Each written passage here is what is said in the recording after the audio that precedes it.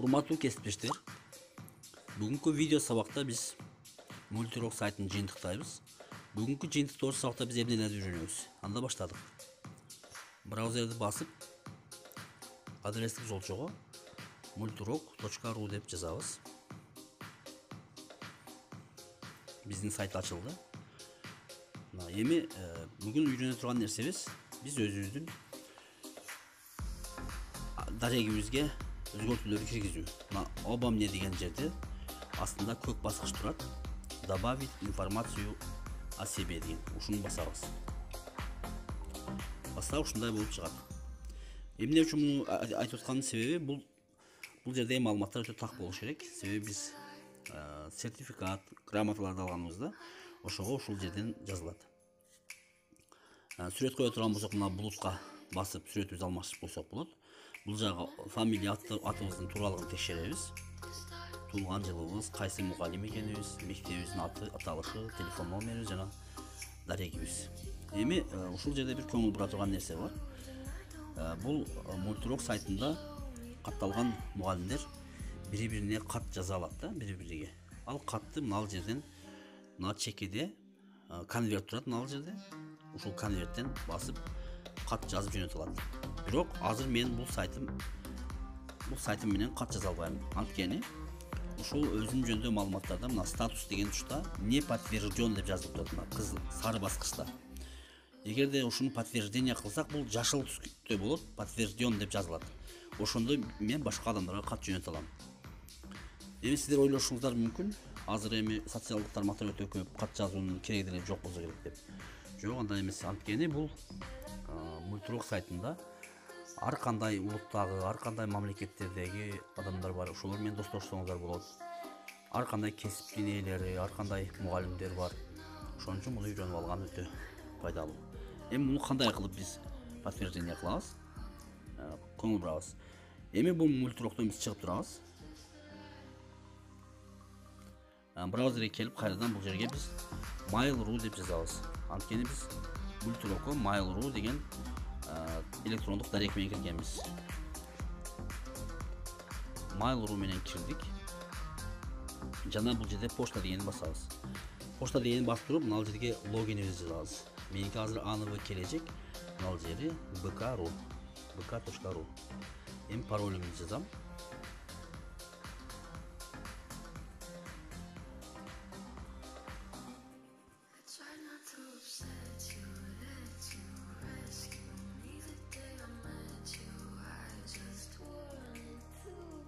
Паролду жаздым.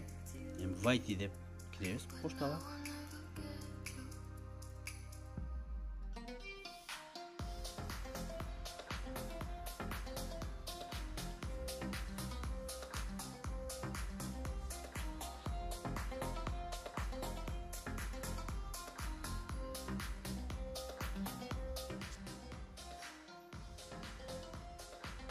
Мына менин поштам ачылды.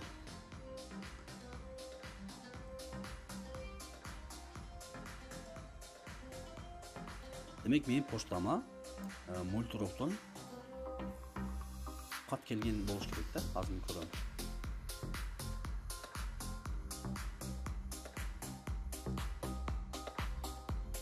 Входящие текшеребиз.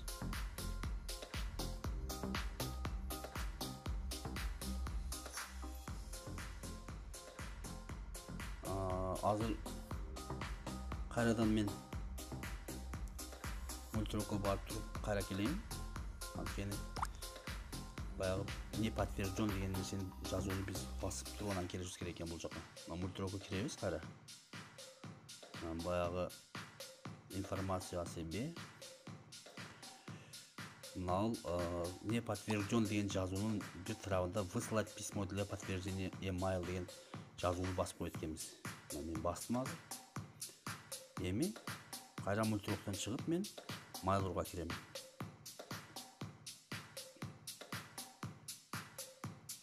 Мына Mail.ru'дамын мен.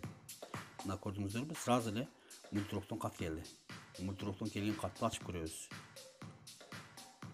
Мына эми ачканыбыздан кийин ачылды. Мына подтверждение email деген жашыл, ток жашыл жазууну басам мен.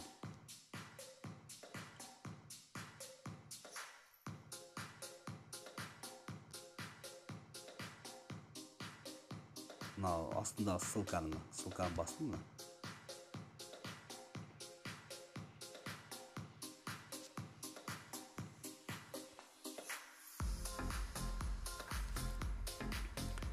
Эми көңүл бурабыз. Мультроко кирдип кайра. Өзү эле автоматик кирип калды. Эми алба эмне деген жердеги баягы добавить информацию о себе деген көк баскычты басып көрөйүнчү. Кандай болуп өзгөрүптүр. Мына көрдүңүздөрбү? Эми подтвержден болуп калды мына. Подтвержден статусун. Эми мен адамдарга бирөөлөргө кат жазсам болот. Мисалы мен мына подписчиктеримди ачып көрүп мына. Подписчиктеримди ачып көрүп мына подписчиктериме жазсам болот. Мисалы мына жерде бир мугалим бар экен, ошуга мен мисал катары жазып көрөйүн мына. Ушуну басабыз. Ачылды немеси. Сайт ачылды. Эми мына жерде ошол анын сүрөтүнүн астында мына жерде конверт турат. Ошол конвертти басам. Конвертти баскандан кийин ушундай терезе ачылат. Ачылгандан кийин мына жерде атайын кат жаза турган бөлүмү бар мына жерде. Жерге кандайсыз деп жазып коеюн. Кандайсыз. Эми мына отправить деген басам. Демек менин катым ошол баягы мен малга подписка болгон мугалимге кетти. Бул жерден кайра өзүнүн башка бетке өтүш үчүн мына жерден кайра өзүнүн атыбызды басып туруп, мой сайтты басабыз. Мына өзүбүздүн башка бетке өттүк. Бүгүнкү үйрөнө турган нерсебиз ушул. Менимче бул видео сабактар силерге пайдалуу болду деп ойлойм.